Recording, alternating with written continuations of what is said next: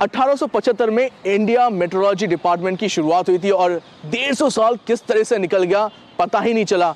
आइए जानते हैं डीजी आईएमडी मृत्युंजय महापात्रा से ये 150 साल का सफर किस तरीके से गया, क्या क्या खुश चीजें हुई, क्या क्या नई चीजें हुई, किस तरीके से ये पूरा का पूरा जो सफर है वो करा। डीजी से सबसे पहले तो ये बताइए, एक तरह से 150 साल कम नहीं होता, हम ये इंडिपेंडेंस से पहले से ये शुरुआत हुई थी और अंग्रेज़ों के समय से ये उनकी एक देन कह सकते हैं। लेकिन जिस तरीके से पिछले कुछ सालों में हमने देखा है आईएमडी ने बदलाव लाए अपने तौर तरीके में, इस तरह से एक नई दिशा की तरफ बढ़ चुका है। आपने सही बताया।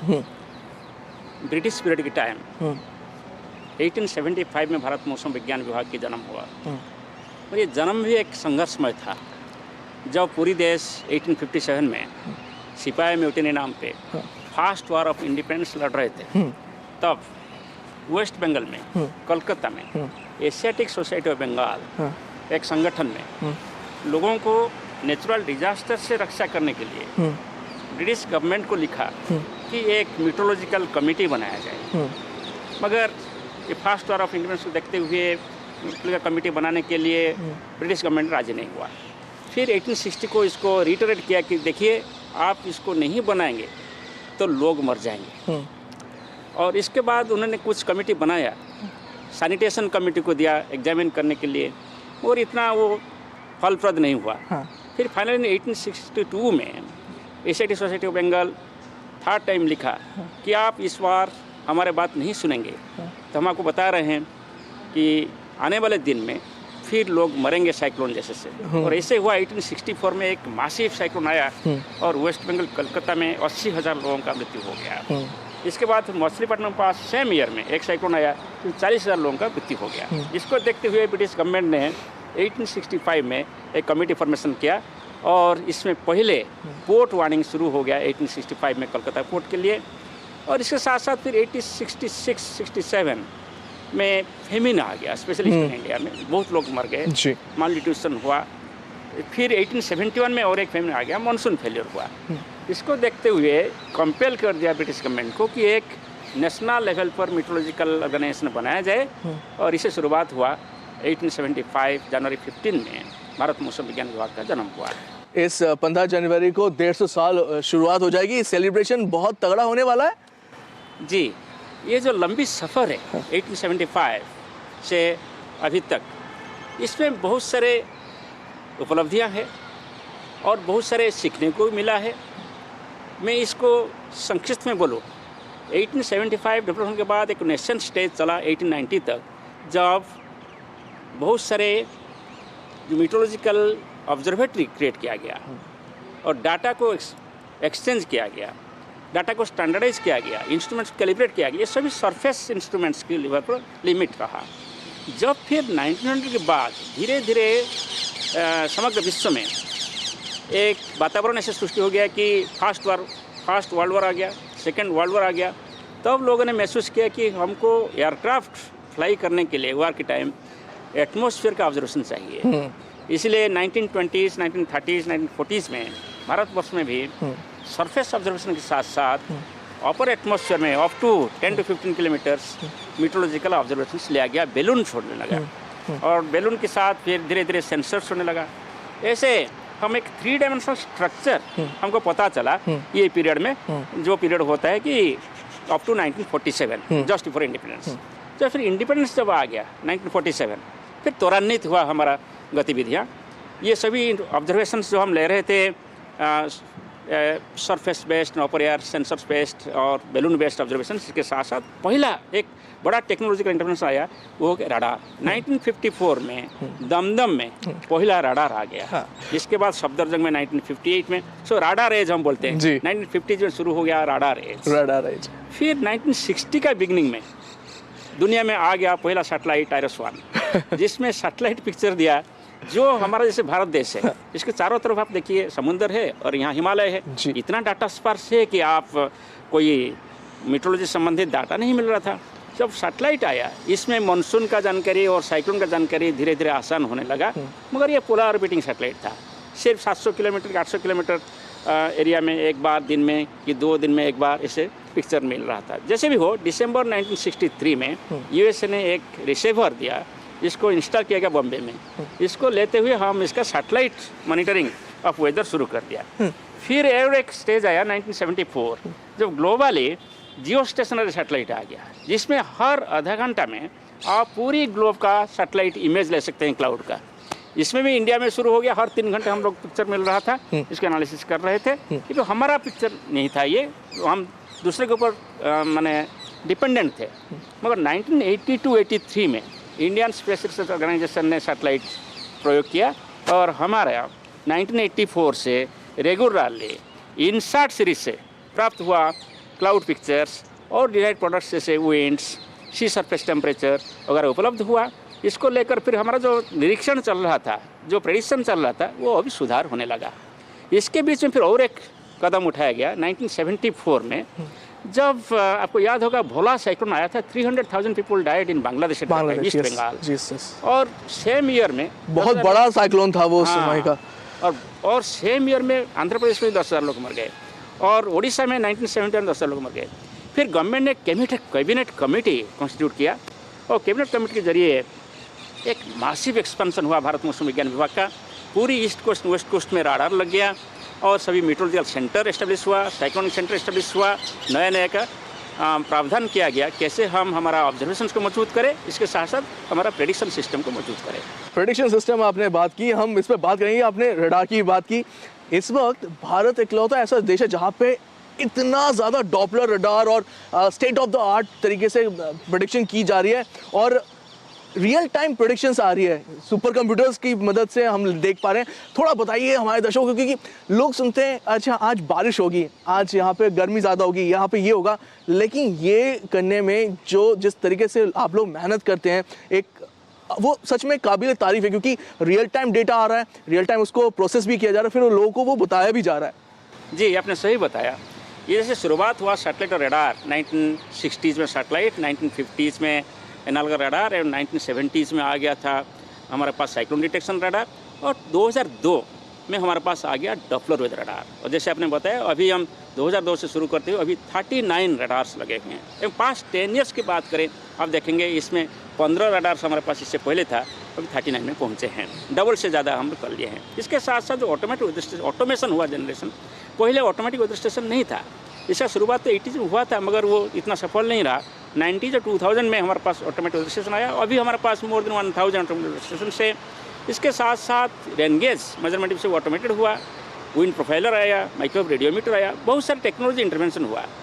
एट द सेम टाइम दुनिया में भी लोग एटमॉस्फेयर का डायनामिक स्ट्रक्चर को देखते हुए मॉडल डेवलप करने लगे। 1930s में इसका शुरुआत हुआ था, 1950s में इसका प्रयोग शुरू हुआ और हमारे देश में भी 1950s में न्यूमेरिकल वेदर प्रेडिक्शन करने के लिए एक रिसर्च यूनिट डेवलप किया गया और इसके बाद फिर 1990s में पहले बार भारत मौसम विज्ञान विभाग में एक न्यूमेरिकल वेदर प्रेडिक्शन मॉडल का अप्लाई किया गया 24 घंटे फोरकास्ट देने के लिए।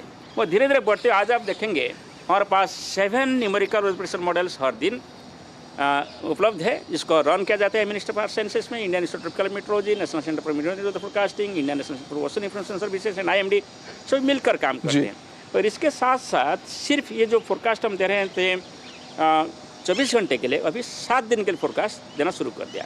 फिर हमने लास्ट 5 ईयर्स की बात करें, आप देखेंगे हम एक सीमलेस वेदर फोरकास्टिंग सिस्टम का इंट्रोड्यूस किया, यानी कुछ घंटे से शुरू करके कुछ सीजन तक। अभी हमारे पास जो नाउकास्ट मॉडल हम बोलते हैं, इसके very short range forecast 3 hours to 6 hours लेकर इसका पूर्वानुमान देते हैं। इसको फॉलो करते हुए फिर मैंने पहले शुरू होता है सीजनल फोरकास्ट। पहले हम सीजन का फोरकास्ट देते हैं। जो पहले फोरकास्ट दिए थे 1886 में हेनरी ब्लानफोर्ड जो पहला डीजी थे वो इंट्रोड्यूस किए थे। मगर धीरे धीरे आज अभी हम dynamical ocean atmosphere coupled climate forecast system हमारे देश में है और सभी बेस्ट मॉडल को लेकर हम मल्टी मॉडल एनसेम्बल के जरिए हर महीना और हर सीजन हम पूर्वानुमान करते हैं रेनफॉल और टेम्परेचर का, सीवियर वेदर का। इसको फॉलो करते हुए बहुत बड़ी चीज़ है ये। यस, इसको फॉलो करते हुए हर हफ्ते थर्सडे को हम एक्सटेंडेड रेंज फोरकास्ट अगले 4 हफ्ते में क्या होने वाला है, हॉट स्पेल होगा, कोल्ड स्पेल होगा, हॉट डे होगा कि कोल्ड डे होगा, हीट वेव होगा कि कोल्ड वेव होगा, नहीं तो हेवी रेन होगा कि लाइट रेन होगा कि बारिश नहीं होगा, ड्राई स्पेल होगा, ये सब हम जानकारी देते हैं। इसको फॉलो करते हुए फिर हर दिन हमारा जो 26 मेट्रोलॉजिकल सेंटर से 6 रीजनल मेट्रोलॉजिकल सेंटर है और हेडक्वार्टर यहाँ है, ये सभी मिलकर एक माने त्रिस्तरीय व्यवस्था के अंदर सभी डिजास्टर मैनेजर्स को, जनरल पब्लिक को, स्टेक होल्डर्स को हम फोरकास्ट देते हैं हर दिन 4 बार या 2 बार। Right. फिर जब दिन आ जाते हैं जब बारिश होने वाला है उस दिन हम करते हैं नाउ कास्टिंग, यानी forecast for every 3 hour valid for next 3 hours. ये जो एक सीमलेस वेदर फोरकास्ट डेवलप किया गया, ये वेदर फोरकास्ट के साथ अर्ली वार्निंग और अर्ली वार्निंग को अर्ली एक्शन को इंटीग्रेट किया गया।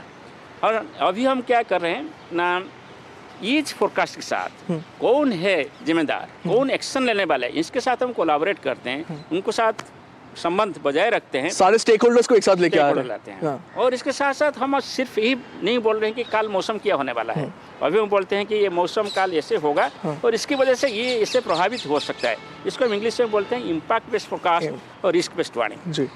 इसका मतलब हुआ कि आजकल हम सिर्फ वेदर फोरकास्ट मॉडल रन नहीं कर रहे, इसके साथ साथ हम इम्पैक्ट मॉडलिंग कर रहे हैं, बता रहे हैं कि इससे ये हो सकता है, इससे आप ऐसे बच सकते हैं। हाँ, ये भी बताते हैं कि एक्शन आपको क्या लेना है, कैसे बचाव करना है। वो आजकल देख रहे हैं, हम बहुत ज़्यादा नोटिस कर रहे हैं। ये हम जानना चाहेंगे कि पिछले कुछ सालों में, खासतौर से अगर मैं बात करूँ 8-9 सालों में, एक तरह से IMD एक इंटरनेशनल भूमिका में आ चुका है। अगर हम बात करें एशिया की, वर्ल्ड की, आप खुद अब वाइस प्रेसिडेंट WD में आ चुके हैं, वर्ल्ड मेट्रोलॉजी डिपार्टमेंट में।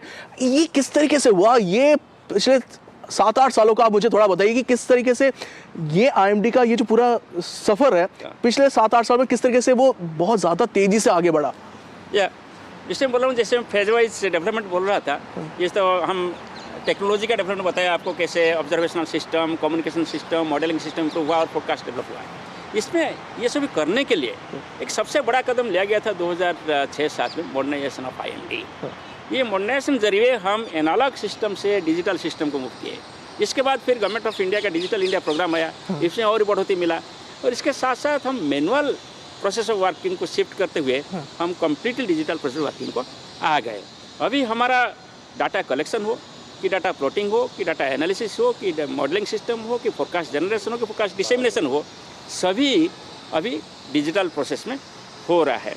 तो इसको करने के लिए इन्वेस्टमेंट पे ज़रूरत होता है। एक पहला इन्वेस्टमेंट, मेजर इन्वेस्टमेंट रहा 2006 जब भी मॉडर्नाइजेशन प्रोग्राम लिया गया था, तब मैं भी मॉडर्नाइजेशन प्रोग्राम में वेदर फोरकास्टिंग का प्रोजेक्ट डायरेक्टर रहा। और धीरे धीरे फिर ये प्रोसेस चलता रहा। अभी भी जो प्रेजेंट गवर्नमेंट के अंदर इन्वेस्टमेंट हो रहा है, इसीलिए आप पास्ट 10 ईयर्स का देखेंगे तो 40 to 50% इम्प्रूवमेंट हुआ है हमारा फोरकास्ट एक्यूरेसी। और इसका कारण यही है कि टेक्नोलॉजिकल इन्वेस्टमेंट। और इसमें हमारा ना सिर्फ सैटेलाइट का प्रोडक्ट द्विगुणित हो गया, इसके radar products, number of radars, automated stations and processing systems, computing power. अभी हमारे पास लगभग 10 पेटाफ्लॉप मशीन है और 30 पेटाफ्लॉप मशीन होने वाला है नेक्स्ट 2 ईयर्स में।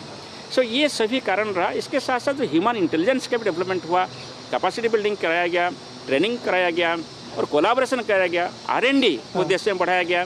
और जो इंटरनेशनल की बात आप करें, ये सभी की वजह से एक मेजर ब्रेक थ्रू देखने को मिला 2013 में, जब साइक्लोन फाइलिन उड़ीसा कोस्ट को क्रॉस कर रहा था। पूरा दुनिया में जितना फोरकास्टिंग एजेंसी थे सभी का फोरकास्ट गलत हो गया और भारत मौसम विज्ञान विभाग का फोरकास्ट सही रहा। इसको देखते हुए पूरा ग्लोब ने रिकॉग्नाइज कर लिया कि India is a global leader now. इसके बाद धीरे धीरे हमारा सिलसिला जारी रहा, हमारा फोरकास्ट एक्यूरेसी कंटिन्यूसली बढ़ता रहा और हम भी हमारा देश को नहीं पूरा दुनिया को भी फोरकास्ट समझ कर दे रहे हैं। Specially south Asia, south east Asia और मिडिल ईस्ट के लिए भी हम फोरकास्ट दे रहे हैं, सीवियर वेदर गाइडेंस दे रहे हैं और ट्रॉपिकल साइक्लोन का फोरकास्ट दे रहे हैं, हेवी रेनफॉल का फोरकास्ट दे रहे हैं, विंड का फोरकास्ट दे रहे हैं, थंडरस्टॉर्म का फोरकास्ट दे रहे हैं, हाई सी का फोरकास्ट दे रहे हैं। और इसके साथ साथ हम रीजनल क्लाइमेट सेंटर होते हुए क्लाइमेट फोरकास्ट देते हैं। मानसून कैसे रहेगा साउथ एशिया में, इसका जीवन जानकारी भी देते हैं, साउथ ईस्ट एशिया में कैसे रहेगा।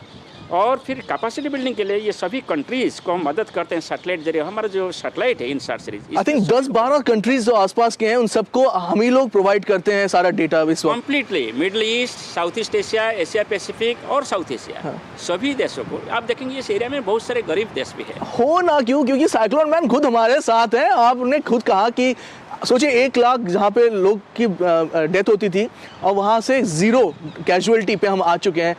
जी, साइक्लोन विपर जब 0 कैजुअलिटी हो गया, 0 कैजुअलिटी सिर्फ हमारे देश के लिए नहीं, आप पूरी 13 कंट्री देखेंगे बे ऑफ बंगाल अरेबियन सी में, वहाँ भी हमारा जो अर्ली वार्निंग और एडवाइजरी शुरू हो रहा है, जारी हो रहा है उन देशों के लिए।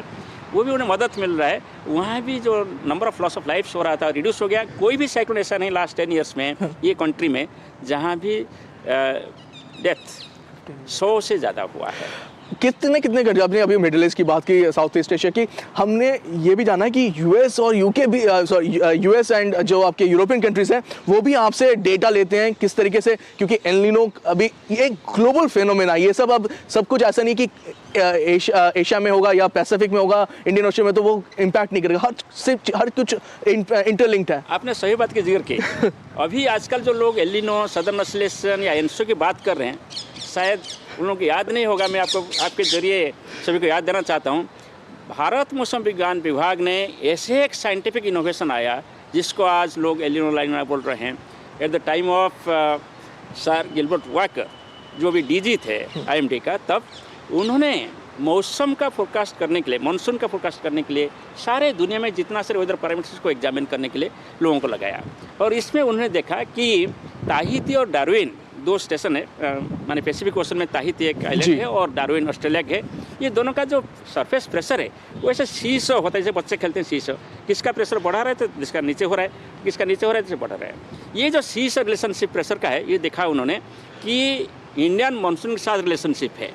सो इसको लोग उन्होंने डिफाइन किया कि सदर्न ऑसिलेशन, वो जो सदर्न ऑसिलेशन था, बाद में फिर दिखाया गया कि सदर्न ऑसिलेशन का रिलेशन एल नीनो, सी सरफेस टेम्परेचर रिलेशन है, और इसको अभी आजकल हम बोलते हैं एनसो। वहाँ से शुरू करके अभी तक, इसे जैसे हम बताया कि ये ना सिर्फ ये under developed country, developing country के साथ ही इंडिया का कंट्रीब्यूशन है, बट पूरा दुनिया में डेवलप्ड कंट्री के साथ भी हमारा कोलाब्रेशन है। एनसो का फोरकास्ट बनिए कि मेडन जूलियन ऑसिलेशन का फोरकास्ट बोलिए कि इंडियन ओशन डाइपोल का फोरकास्ट, ये सभी का बहुत सारे साइंटिफिक इनोवेशन इंडिया से हुआ है। इसका कंट्रीब्यूशन टोटल ग्लोब का है, और अभी भी हम ग्लोबल लीडर जैसे इसका पूर्वानुमान करते हैं। और क्लाइमेट चेंज की बात करें तो इंडिया में आर सिस्टम मॉडल रन होता है, centre for climate change research, जो कि इंडियन इंस्टीट्यूट ऑफ मेट्रोलॉजी में है। तो इसके जरिए जितना 20 आर सिस्टम मॉडल्स आईपीसीसी कंसिडर करता है, इसमें एक मॉडल हमारा है। ना सिर्फ हम भी एनुअल क्लाइमेट स्टेटमेंट हर साल जारी करते हैं, वो स्टेटमेंट आईपीसीसी को जाता है थ्रू और minister of environment, forest and climate change. वो भी जो ग्लोबली क्लाइमेट चेंज क्या हो रहा है नहीं हो रहा है, इसको निर्णय करने के लिए आईएमडी का मदद ऐसे बहुत बड़ा इंपॉर्टेंट है। मैं इसलिए कह रहा हूँ क्योंकि इंटरनेशनली हम लोगों को अब रिकग्नाइज बहुत ज़्यादा किया जा रहा है, पहले भी था ऐसा नहीं, लेकिन अब पिछले कुछ सालों में अब प्रधानमंत्री नरेंद्र मोदी आए हैं, उनको अभी एक विजन है किस तरीके से लोगों तक पहुंची आपकी बात, और वो एक इंटरेस्टिंग चीज़ हो रही है क्योंकि सोशल मीडिया के जरिए आप लोग बहुत ज़्यादा लोगों तक अपनी बात पहुंचा रहे हैं। वो थोड़ा बताइए कैसे ये पूरा शिफ्ट हुआ। पहले थोड़ा साइलोज में होता था, लोग अपने साइंटिस्ट अपने रूम में अपने केयर में काम करते थे, एक निकाल दिया, एक रिलीज निकाल दिया, एक एडवाइजरी जारी कर दिया, अब लोगों तक पहुंच रही है बात। आपने सही बताया कि ये जो प्रेजेंट गवर्नमेंट रिजीम चल रहा है, इसमें एक प्रोएक्टिवनेस सभी के साथ दिखाई दे रहा है। और ऐसे भी मिनिस्टर ऑफ आर्ट्स साइंसेस और इंडिया मेट्रो डिपार्टमेंट की प्रोएक्टिवनेस है। मैं हमारे साथियों को बोलता हूँ कि हम अभी सिंपल मेट्रोलॉजिस्ट नहीं हो सकते हैं, हमको अभी स्मार्ट मेट्रोलॉजिस्ट बनना पड़ेगा, वेदर रेडी नेशन बनाना पड़ेगा, क्लाइमेट स्मार्ट नेशन बनाना पड़ेगा, क्योंकि आज ऐसी स्थिति है जिसमें socio economic progress weather and climate के ऊपर डिपेंड करता है। ऐसे कोई सेक्टर नहीं है जहां आपको वेदर एंड क्लाइमेट का एप्लीकेशन नहीं है। आपको पता हो कि जो हमारा लॉस होता है, जीडीपी लॉस होता है नेचुरल डिजास्टर्स का, ऑलमोस्ट 5% है। इसको मिनिमाइज कर सकते हैं जब हम अर्ली वार्निंग देकर अर्ली एक्शन के लिए कुछ कर सकते हैं। I will tell you, in the recent years we have come up with disaster management act, disaster management plan, management guidelines, SOPs, everything in the country. And early warning और early action के बीच में एक अच्छा collaboration develop हुआ है।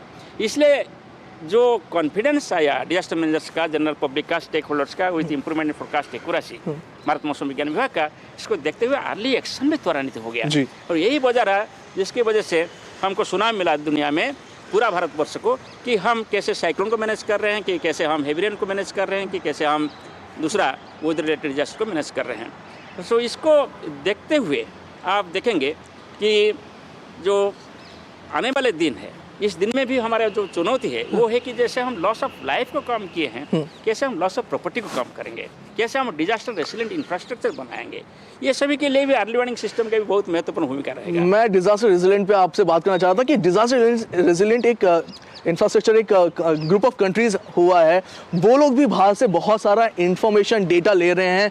ये एक बहुत बड़ी चीज़ है कि भारत इसमें एक अग्रणी भूमिका निभा रहा है। मैं बार बार कह रहा हूँ प्रधानमंत्री नरेंद्र मोदी का नाम इसलिए क्योंकि ये सब जो चीज़ें हैं ये पहले नहीं थी, कोई सोचता नहीं था कि ये विजन है। आज विजन बदला है, सोच बदली है और आज हम उस मुकाम पे पहुंच रहे हैं शायद उस वजह से। जी, आपने सही बताया।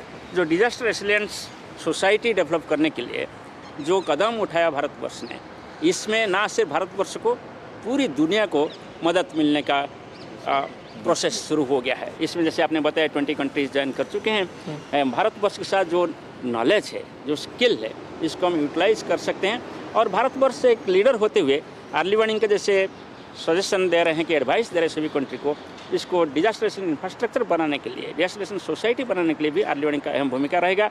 इसमें भी भारत मौसम विज्ञान विभाग, उनका जो साथी ऑर्गेनाइजेशन है, मिनिस्टर ऑफ साइंसेस में लेकर आगे बढ़ेंगे।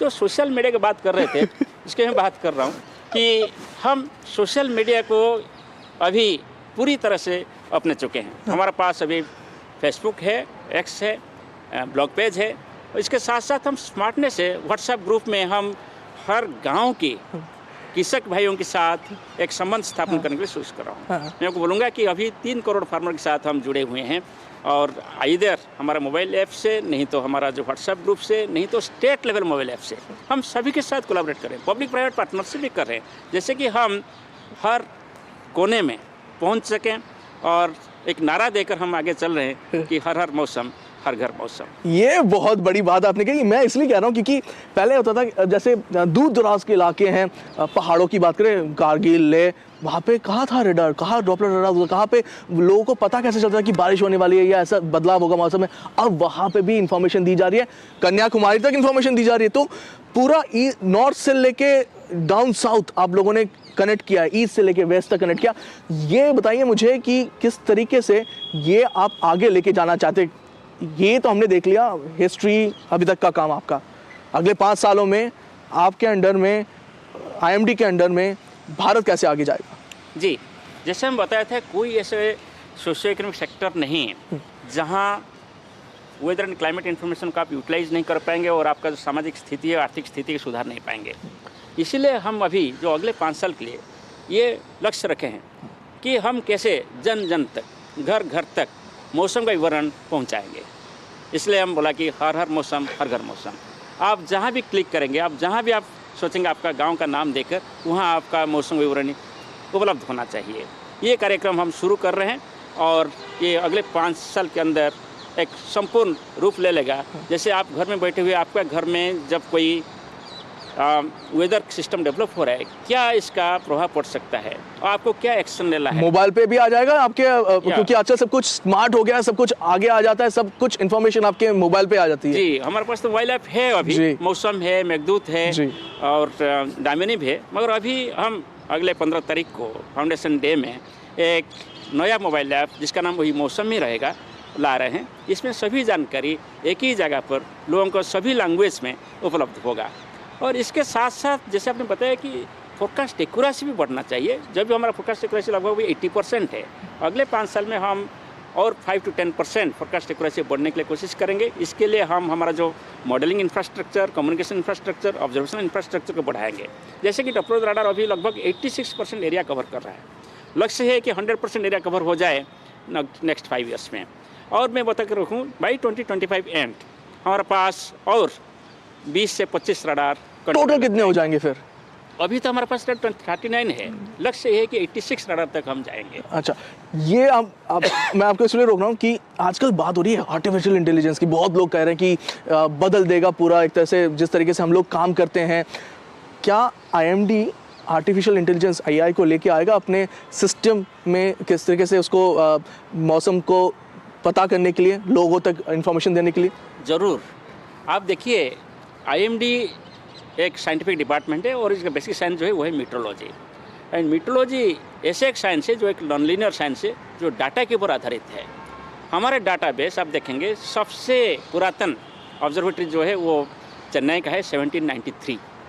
और जब डिजिटल डाटा की बात करें, एटलीस्ट फ्रॉम 901 हमारे पास सभी डिजिटल डाटा है, ऑब्जर्वेशनल डाटा। ओशन का भी डाटा है और एटमॉस्फेयर की डाटा है, और इसके साथ साथ सरफेस लेवल में अर्थ का भी डाटा है। इसके साथ साथ जब सैटेलाइट आ गया, सैटेलाइट डाटा भी हमारे पास उपलब्ध है, रडार डाटा भी हमारे पास उपलब्ध है। ये जो data science, artificial intelligence is nothing but a data science. So हमारे जो डाटा है इसको यूटिलाइज करते हुए हम different artificial intelligence based application develop कर सकते हैं। और इसीलिए हम विद इन IMD तो एक ग्रुप बनाए हैं, एक्सपर्ट ग्रुप। इसके साथ मिनिस्टर ऑफ आर्ट्स साइंस में एक्सपर्ट ग्रुप बने हुए, मगर हम Indian institute of tropical metrology, Indian institute of technology, IIITs, NITs, academia, R&D के साथ भी कोलाब्रेशन कर रहे हैं। सो काम शुरू हो चुका है और हम भी एक सिस्टम डेवलप करके यहाँ रखे हैं, लोग मिलकर काम कर रहे हैं। मुझे ये उम्मीद है कि ये जो AI/ML based techniques tools develop होगा, हमारा जो न्यूमेरिकल रिप्रेजेंटेशन मॉडल्स है इसको कॉम्प्लीमेंट करेगा, रिप्लेस नहीं करेगा। ये दोनों जैसे दो इंजन इकट्ठा काम करेंगे, कॉम्प्लीमेंट करेंगे, और जो डाटा है इसको वैल्यू को कन्वर्ट करेंगे। ना सिर्फ ये फोरकास्ट एक्यूरेसी बढ़ेगा, मगर हमारा जो डिसीजन मेकिंग प्रोसेस है इसको भी फास्ट हो जाएगा और इसको भी अच्छा करेगा। और तीसरा ये है, जैसे एप्लीकेशन है, फॉर एग्जांपल हम अभी फोरकास्ट ब्लॉक लेवल में दे रहे हैं, और कोई विलेजर इसका फोरकास्ट कृषक भाई चाहते हैं, इसको डाउन स्केल करके ग्राम स्तर पर लाने के लिए भी AI/ML यूटिलाइजेशन हो सकता है। सिमिलरली कोई शहर के अंदर वार्ड बेसिस पे आपका फोरकास्ट देना चाहते हैं, शायद आपके पास इतना डाटा नहीं होगा, मगर AI/ML आप इस्तेमाल कर सकते हैं। ऐसे ही जो हम 8 स्पेशल सेक्टर्स आइडेंटिफाई किए, एक है urban, power, then hydrology, health, environment, agriculture, transport यानी surface transport, aviation, navigation, then tourism.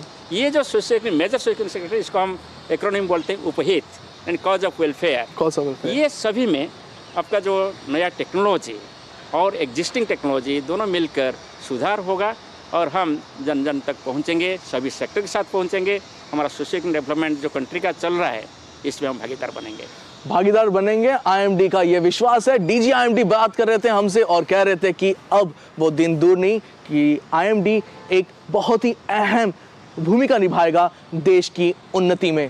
Camera person Loknath के साथ मैं तापस भट्टाचार्य, दूरदर्शन समाचार, दिल्ली।